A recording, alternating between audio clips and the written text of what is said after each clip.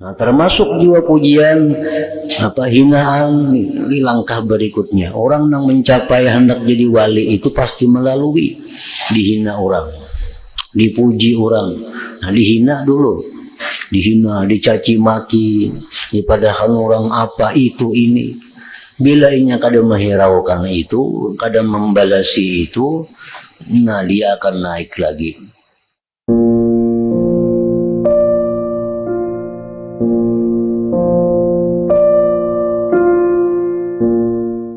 Nah, jadi dalam perjalanannya seorang itu menjadi waliullah, inya sudah pasti melalui jalan di mana dia itu dihinakan orang, di mana dia itu diremehkan orang.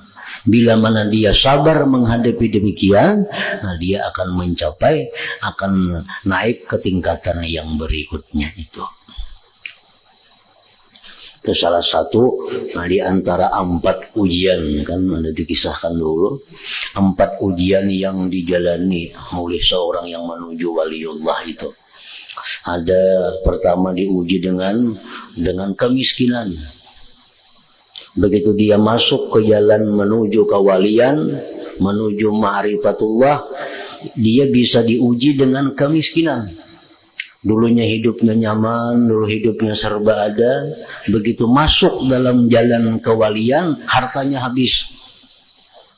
Kebunnya habis, binatang ternaknya habis, perdagangannya bangkrut, semua bangkrut. Ini adalah ujian. Bila dia bisa menghadapi demikian, dia akan naik ke tingkatan berikutnya. Nah, tingkatan berikutnya apa? Dia bisa diuji dengan kekayaan. Ada orang yang dulunya miskin hidupnya susah sudah. Begitu inya hendak jadi wali, beramal amalan orang wali, belajar ilmu orang wali, diberi Allah rezeki yang berlimpah ruah. Nah, macam-macam diberi Allah rezeki kekayaan. Padahal dulu waktu belum hendak kayak itu miskin hidupnya. Nah, ini cobaan juga dari Allah. Apakah inya meneruskan perjalanannya, ataukah inya terganggu dengan banyaknya harta benda yang diurusnya itu. Nah, termasuk juga pujian hinaan di langkah berikutnya. Orang yang mencapai hendak jadi wali itu pasti melalui dihina orang, dipuji orang. Nah, dihina dulu, dihina, dicaci maki, padahal orang apa itu ini. Bila inya kadang menghiraukan itu, kadang membalasi itu, nah dia akan naik lagi. Naik kemana? Ke derajat yang keempat, bisa pujian pulang. Nah, sudah lawas dihina orang berapa tahun, diijik orang, dirimihkan orang, tapi inya sabar aja terus beribadah kepada Allah. Nah, diganti Tuhan lawan pujian. Seluruh alam hampirnya memujinya, membesarkaninya, memuliakannya. Apakah inya senang dengan itu? Nah, bila inya melanggapi itu, menyenangi itu, maka dia akan terhenti sampai di situ.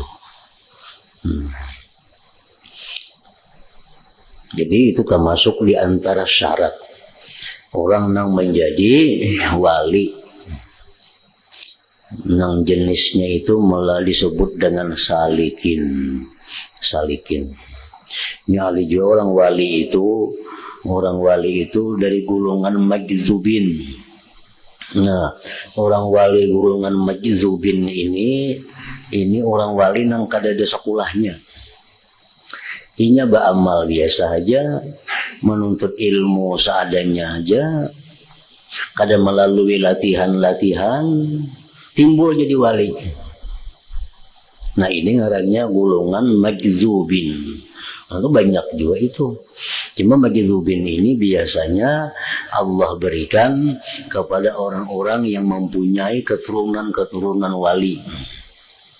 Nah, ini moyangnya kah bahari ada wali atau kulitannya kah wali. Karena anaknya itu bisa mengaji, kada mengaji, beramal kada beramal, timbul wali. Itu berkat doa orang tuanya. Nah, tapi yang lebih banyak, yang umumnya itu kewalian itu dicapai dengan suluk, dengan perjalanan tadi, nah, melalui cobaan, melalui macam-macam halangan.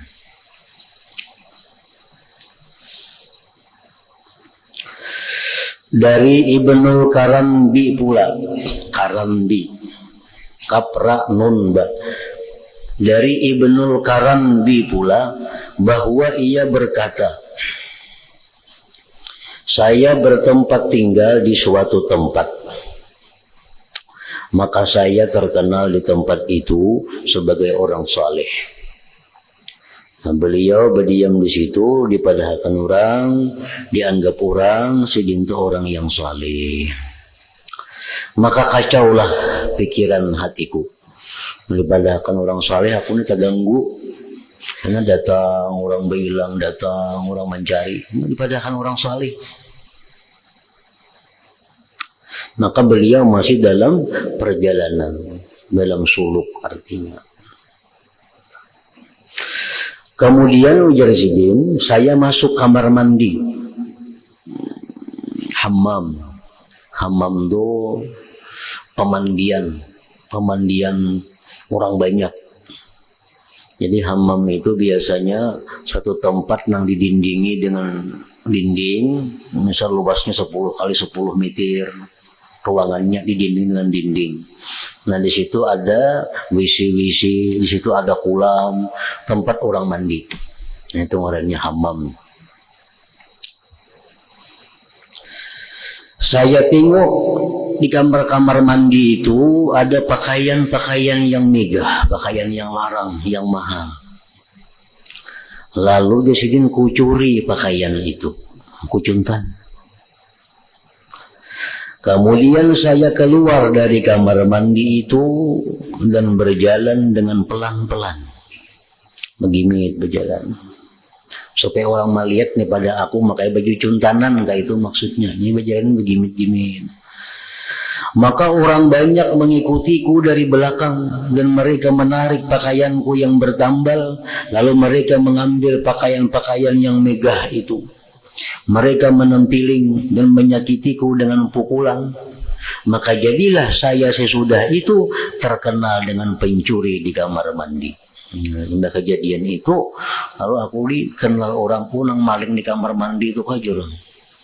Nah, sudah dikenal orang jadi maling, lalu orang kada lagi menghiraukan sidin. Orang saruan kada diundang orang lagi, orang yang berhilang kada berhilang lagi, orang yang bakawan kada mengawani lagi. Lalu di sini maka tenanglah jiwaku. Nah, kada ada lagi yang mengganggu. Dalam perjalanan sidin beribadah menuju kepada Allah Subhanahu wa taala.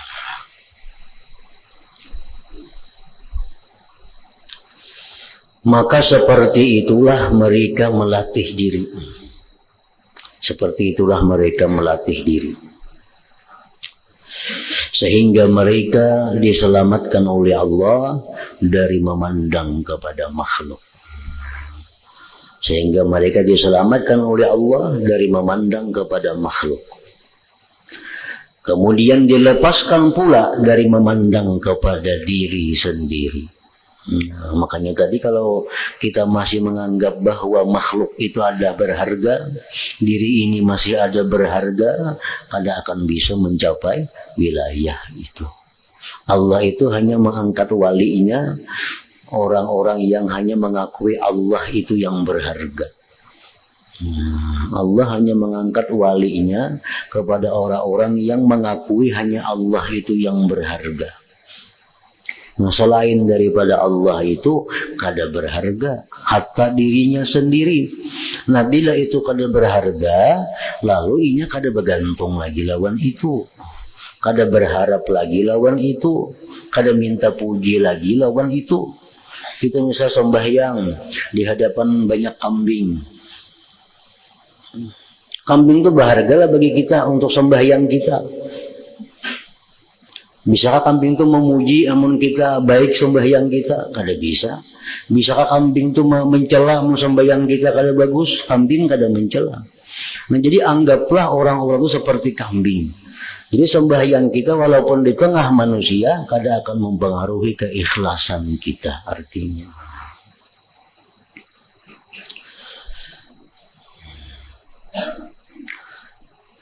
Karena orang yang memandang kepada dirinya, ia terdinding dari Allah Ta'ala. Orang yang masih ada menganggap selain Allah itu harga, baik dirinya sendiri akan terdinding daripada Allah. Harga itu maksudnya taksir. Nah, taksir itu artinya yang memberi bekas. Bila kita ada menganggap sesuatu yang masih memberi bekas selain Allah, kada akan bisa menjadi kekasih Allah. Dan kesibukannya untuk diberi sendiri itu, dan kesibukannya untuk diri sendiri itu adalah hijab baginya. Orang yang masih menganggap harga diri, nah, itu hijab bagi dirinya kepada Allah. Maka sebagian manusia ini ada benar yang menganggap dirinya itu berharga. Sedikit-sedikit kesinggung, gimana aja harga diriku, nah kayak larang banget itu dirinya tuh. Kalau ada salah sedikit udah singgung aja, itu berarti larang benar dirinya itu harganya. Allah ada ketujuh orang melarang diri itu.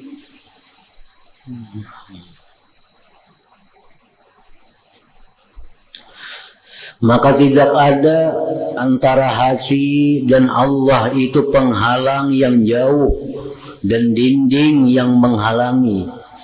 Sebenarnya antara hati dengan Allah itu ada dinding yang menghalangi. Dan hanya saja jauhnya hati itu adalah sibuknya hati dengan selain Allah atau sibuknya hati dengan dirinya sendiri. Dan paling besar pendinding adalah kesibukan nafsu itu. Kadang-kadang orang bisa hartanya diganggunya kalau jadi soal. Keluarganya diganggu, ini kada permasalahan. Tapi kadang-kadang kalau sudah dirinya diganggu, nah di situ ia merasa direndahkan harga dirinya. Nah, ini orang yang mesti dibuangi. Memang manusia orang per orang itu kada sama. Yang mesti dibuangi dalam dirinya itu untuk menuju kewalian atau menuju ma'rifat itu. Penyakit manusia ini kada sama. Ada manusia yang tahan dihina. Tahan, kalau sambat orang bungol ketawa aja kalau bapak. Sambat orang pasik kan jadi masalah. Nah, ini manusia yang tahan dalam bidang harga diri. Tapi kalau urusan keluar duit setelah mati, nah ada juga orang itu. Ini sambat orang bungol, kada bapak, kada kesinggung. Urusan jurang minta kong rokok, nah ini keberatan dengan itu. Nah, ini orang yang diobati artinya bukan perkara diri, tapi bakhilnya itu yang diobati untuk menyampaikan dirinya kepada kewalian itu.